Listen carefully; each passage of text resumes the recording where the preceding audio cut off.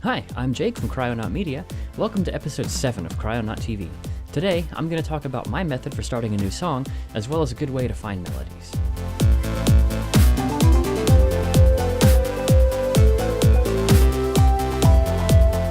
Every time I open up my Ableton Live, this is what it looks like here. It probably looks a lot different from yours, and that's because I have a starting template. So I start out with a little sidechain area here, a whole bunch of drum channels, a couple for bass, some synth ones, a few for effects, and vocals. If you are just starting out with the default, you're going to have like 2 MIDI and 2 audio channels, or one of each, I can't remember. And I would highly suggest that you create your own template or download one from somebody else. Maybe I can make this one available if anyone's interested. And basically that just saves you the time of creating all the same channels that you're going to use anyway. I mean, for me, I'm always going to use a kick, I'm always going to use a snare, and then these other ones I will often use, maybe not every single time, but pretty frequently. I usually have at least 2 bass channels, and then for when I record my actual bass guitar, I have a live one here. Synth, I have these 2 synth channels, a pad, and another live one if I want to record something. I'll probably end up with more than those, but I'll at least use these few. And then effects, I have one with an effect wrap. I'll go back and check these other channels out as well. But this one is for my MIDI effects, and this is for audio effects. And then I have a few channels for vocals, which again, I will use way more than those normally, but they're at least placeholders for them.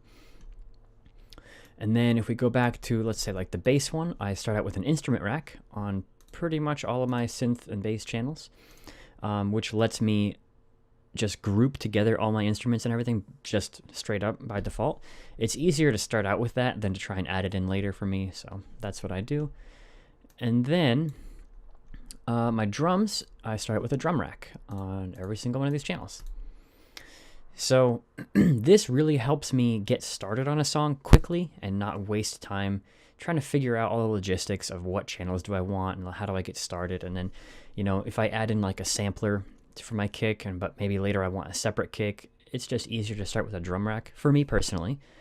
The way I do things is not the way everyone should do things. So just take this as one example. So that's probably the first thing that I would do if I were, starting out as a brand new producer or just with a new DAW, maybe a new computer, you lose all your settings. Get a template ready, and that helps you just get right into the creative mode. Now the next thing that I do when I'm making a song, I open up the project, it's all empty. I like to start with drums. So I usually start with a kick, and get a kick and a snare going, maybe some other stuff occasionally, but at least the kick and a snare kind of gets me in that groove of what my song is going to kind of sound like.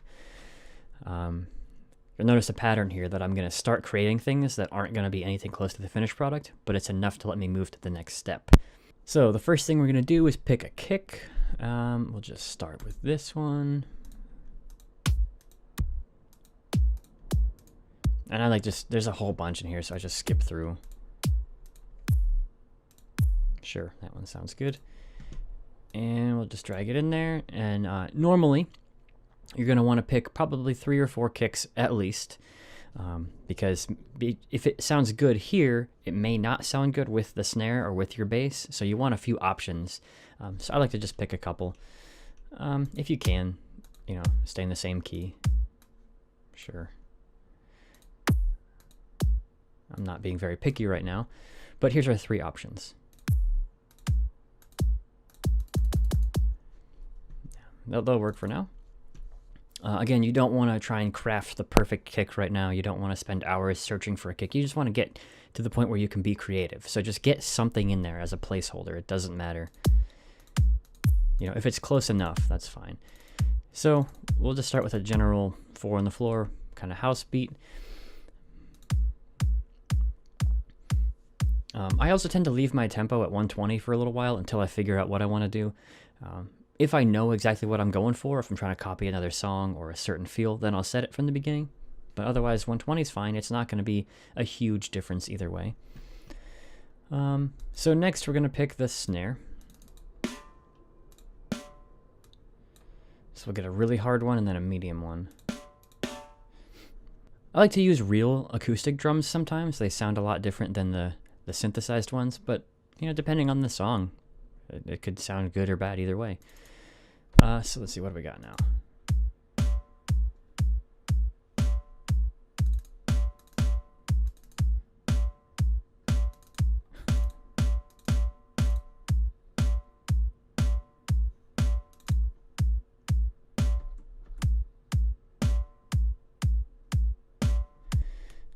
So we just have a super generic, super simple drum pattern going. So the next thing we're going to want to do is, in my case, I start with the bass. Again, unless I have a very specific idea of what I want for my synth sounds or the lead sounds, I usually start with the bass because it's kind of more important for the music that I'd like to make.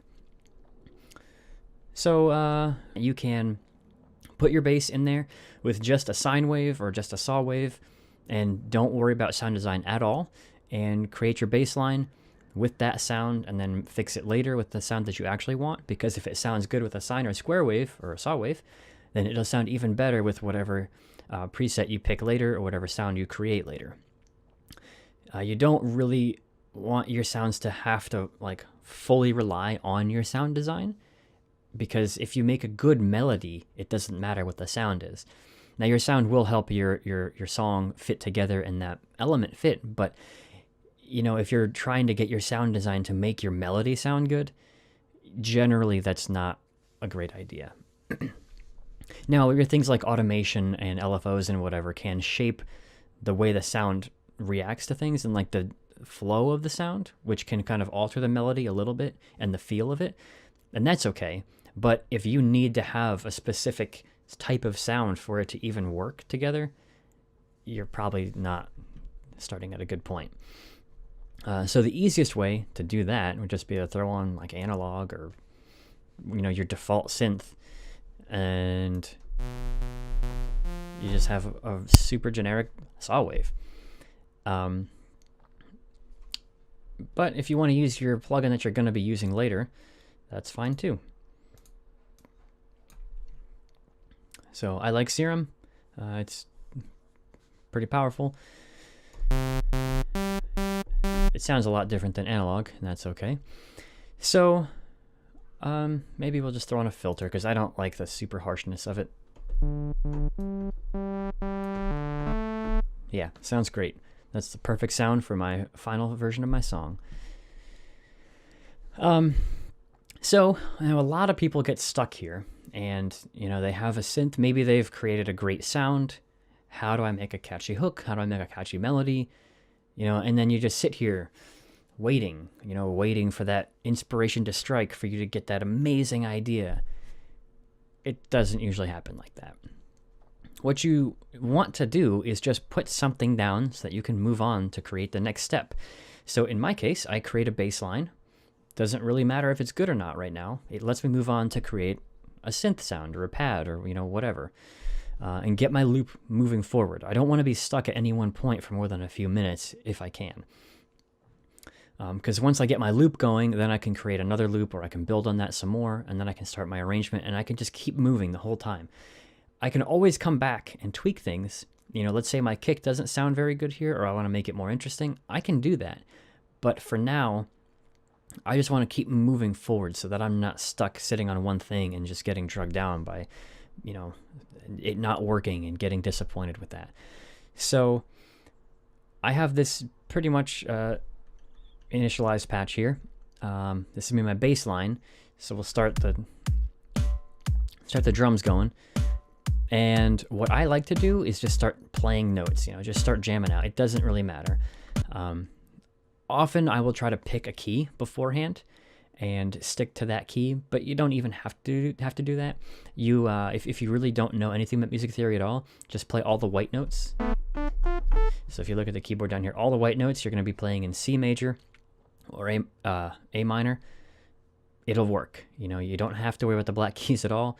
If you know a little bit more about music theory, or you have like a handy cheat sheet right in front of you, you can tell which keys and which notes are actually in that key. Then do that and stick to that. And a handy feature you can do in Ableton, at least, is this fold button. So let's say you pick, I'm just clicking in notes, I don't know, and then you click fold. it'll only show you those notes. So one thing I like to do is copy all these, paste them, and bump them up an octave. And do that a few times. And then go down an octave. So that way you have a few octaves covered, and you have your whole scale now, and you're going to be in key for everything for a few scales. This is not an actual key. Don't copy this at all. But you have all your notes that are keeping you in key, and then you can just take them all, shift them out of the little loop here, so they're not actually going to ever play, but it'll be able to help you keep in that key. So that's one way to do it. So if we just start playing notes, again, you're not going to find like the world's most amazing melody by just hitting random keys, but it's a place to start. So let's get the drums going and just see what we can come up with here.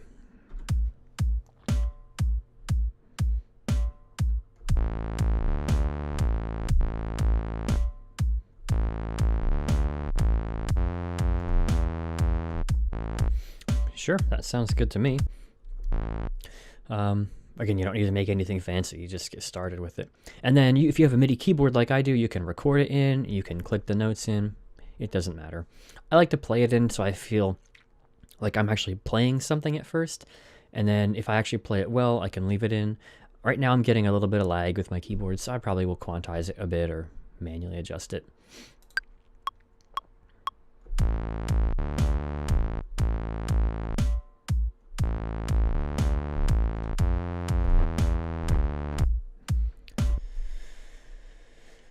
So there you go, I have a bass line. It doesn't really matter. Again, if I don't like this later, I can pitch this up. So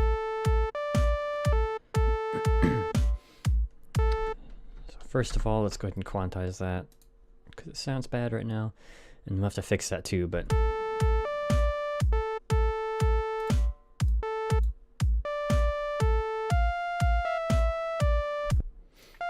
Oh, not too bad. So, you know, if you wanted to maybe change your bass line completely, you could, you know, copy this over to your synth and use it that way. If not, you have a bass line that it's not anything fancy. And we want to adjust the loop length too. So that's how I get started. You don't have to find an amazing loop, you know, just create something. It doesn't matter. You got that going. Now you can make another one if you want. You can go and create a synth that'll complement that. So you want to get your melodies down. You want to get your leads down and do all that. You want to go back and adjust your drums, add some cymbals and hi-hats, whatever. Just, you know, create from there. But you need the starting point, you know, to get to move to the next step.